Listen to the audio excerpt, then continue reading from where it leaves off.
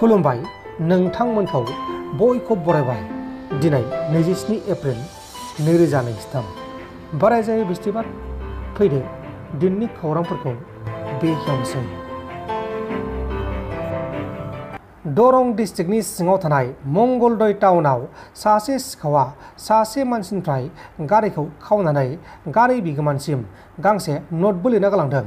नटआव लिरना गालांनाय बायदिब्ला आं गारिखौ सानथामनि उनाव होफिनगोन आरो बे जाथायनि सायाव पुलिसनो केस होनाङा, जुदि पुलिसनो केस होयोब्ला गारिखौ मोननाय नङा होननानै लिरना गालांदोंमोन। उनाव गारि बिगोमा आब्दुल आसिसआ जाथायनि सायाव पुलिसनो केस होनाय जादों आरो गारिया सानथाम सिगांल' बायनायमोन, अदेबानि गारिया गोदानमोन। जेब्ला आब्दुल आसिसआ उन्दुलांगासिनो दंमोन अब्लानो सिखावा फैनानै बिनि टेबोल सानिफ्राय गारि साबिजों लोगोसे रांखौ लांदों होननानै मिथिनो मोननाय जादों। दा बे जाथायनि सायाव आसाम पुलिसआ गावसोरनि खामानिखौ मावगासिनो दङ। गिनिस रेकर्ड खालामनो थाखाय बर' हारिनो 100 कोटि रां नाङा, 10 कोटि रांजों जागोन। जोंनि बर'फोरनो गाननाय जोमनाय थांलाय फैलायनि खरसा हरबानो जागोन। जोङो 100 किल'मिटार आर'नाइ दानानैबो गिनिस वर्ल्ड रेकर्ड खालामनो हायो। नाथाय माहारिखौ गोजौ थाखोआव लांनो थाखाय बैसागो मोसानायानो जा, बागुरुम्बा मोसानायानो जा, बा खाम दामनायानो जा, सिफुं दामनायानो जा, बेफोरजोंबो मोनसे हाबाफारिखौ लानानै लानो नांगोन होननानै दिपेन बर' बिथाङा फोरमायदों। उदखार जोंनि बे हादोरनि गुबुन गुबुन जिल्लाफोराव गले गले उदखारिफोरनि गाग्लोबनाय आरो बे गले गले उदखारिफोरनि गाग्लोबनायाव गोबां जवानफोरा मुंख्लं जागासिनो दङ। बेबायदिनो खेबसेनो 60 जवानफोरा अबथिराय मुंख्लं जादों।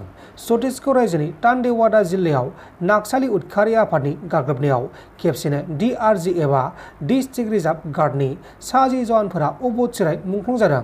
लोगोसे बे जाथायाव जवानफोरनि ड्राइभाराबो मुंख्लं जादों आरो बे जाथाया मैया बेलासिनि समाव जादोंमोन। दा बे जाथायनि सायाव उदखारिफोरनि बेरेखा अपारेशन खालामनाया सोलिगासिनो दङ। लोगोसे बे जाथायखौ लानानै हादोरनि गाहाय मन्थ्रि, नखर मन्थ्रि आरो गोबां सुबुङानो दुखु मोननो फोरमायदों। आसामनि हाग्रा बिफाननिफ्राय मोनसे फोसावलाय काजिरङा नेशनेल पार्क आरो टाइगार रिजार्भआव फैगौ 1 मेनिफ्राय एलिफेन्ट साफारि खालामनायखौ दावबायारिफोरनि थाखाय बन्द खालामना होनाय जागोन आरो जिब साफारिखौबो फैगौ 16 मेनिफ्राय बन्द खालामथ'नाय जागोन होननानै फोसावनाय जादों। बि चार्जसेकारा मुंख्लं नखरफोरनो 5 लाख राङै होन लानायखौ मानो होनो हादिया आरो जायफोर दिनै मुंख्लंनि लिस्ट होदों बिथांमोननियाव पुलिस भेरिफिकेसन थांदों आरो पुलिस भेरिफिकेसन थांनायाव गोबां डकुमेन्टसफोर बिदों, नाथाय बिथांमोननि आखायाव गासैबो डकुमेन्टसफोरा गैयैखौ लानानै बिटिआरनि गाहाय खुंगिरि प्रमद बर' बिथांनाव आङो सोंथि खालामनायाव प्रमद बर' बिथाङा फिननाय महरै नोंबोथ' सासे आन्दोलनकारि होननानैसो बुंदों, नाथाय आंनाव नोंथांमोननि बायदि गोहो गैया, आङो बेरेखा हान्जानि सासे MCLA, जुदि माबाफोर सापर्ट नांगौब्ला बुं। बे बाथ्राखौ बुंदों BPFनि MCLA प्रेस मुसाहारि बिथाङा।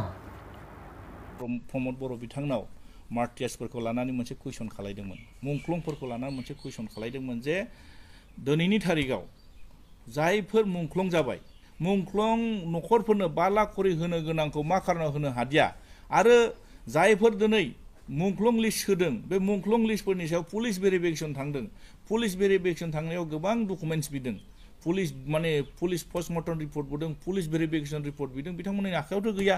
दा बेखौ लानानै आङो मानगोनां BTCनि चिफ प्रमद बर' बिथांनाव कुइसन खालायनायाव प्रमद बर' बिथाङा मोनसे खोथा बुंदों जे नोंबोथ' सासे आन्दोलनकारिमोन ना।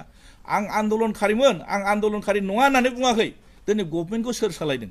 आंथ' दिनै आन्दोलनकारिब्लाबो दिनै आन्दोलनकारिमोन, आङो आन्दोलनकारि नङा होननानै बुङाखै। दिनै आन्दोलनकारिब्लाबो आं सासे दिनै अपोजिसननि माने साइडआव आं दङ।